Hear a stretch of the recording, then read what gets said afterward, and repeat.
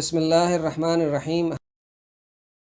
حج کے مہینے تو متعین ہیں، ان کو سب جانتے ہیں، تو جو ان مہینوں میں حج کا فرض ادا کرنے کی نیت کرے تو ان دنوں میں نہ عورت سے جمع کرے، نہ کوئی برا فعل کرے، نہ کسی سے جھگڑا کرے، اور جو نیک کام کرو گے وہ بھی اللہ کو معلوم ہو جائے گا، اور اپنے ساتھ راستہ کا خرچ ضرور لے جاؤ۔ بہترین زاد راہ پرہیزگاری ہے، اور اے عقل والو تم مجھ سے ہی ڈرتے رہا کرو۔ اس میں تمہارے لیے کوئی گناہ نہیں ہے کہ حج کے زمانہ میں تم تجارت کے ذریعے روزی حاصل کرو، اور جب تم عرفات سے واپس ہونے لگو تو تم مشعر حرام کے پاس یعنی مزدلفہ میں ٹھہرو اور اللہ کا ذکر کرو،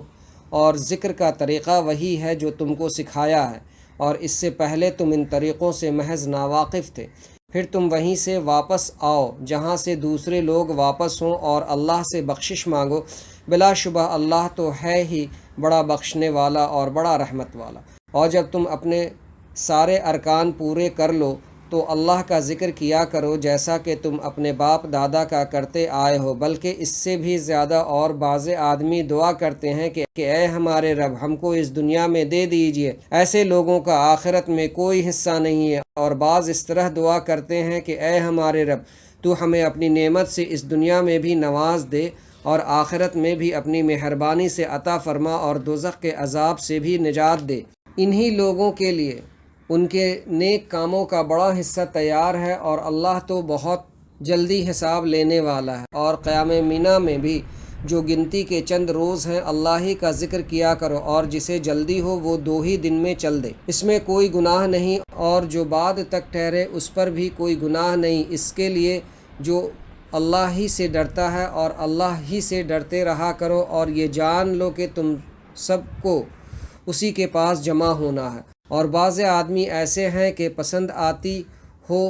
تم کو ان کی بات دنیا کی زندگی کے کاموں میں،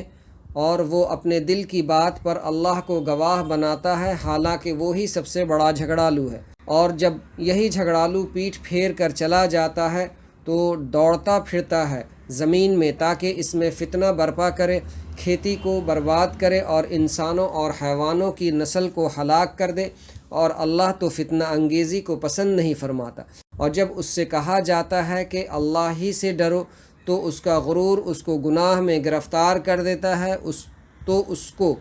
دوزخ کا عذاب کافی ہے، اور یہ بہت ہی برا ٹھکانہ ہے۔ اور کوئی ایسا بھی ہے کہ اللہ کی خوشی حاصل کرنے کے لیے اپنی جان بھی قربان کر دیتا ہے، اور اللہ تو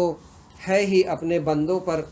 بڑا ہی مہربان۔ اے مومنو تم اسلام میں پورے داخل ہو جاؤ، اور شیطان کی پیروی نہ کرو، وہ تو تمہارا کھلا دشمن ہے۔ پھر اگر روشن احکام تمہارے پاس پہنچ جانے کے بعد تم متزلزل ہو جاؤ تو جان لو کہ اللہ تو ہے ہی بڑا زبردست اور حکمت والا۔ کیا یہ اس بات کا انتظار کر رہے ہیں کہ اللہ کا عذاب ان بادلوں کے سائبانوں میں نازل ہو، اور فرشتے بھی اتر آئیں، اور کام تمام کر دیا جائے، اور سارے کاموں کا رجوع اللہ ہی کی طرف ہے؟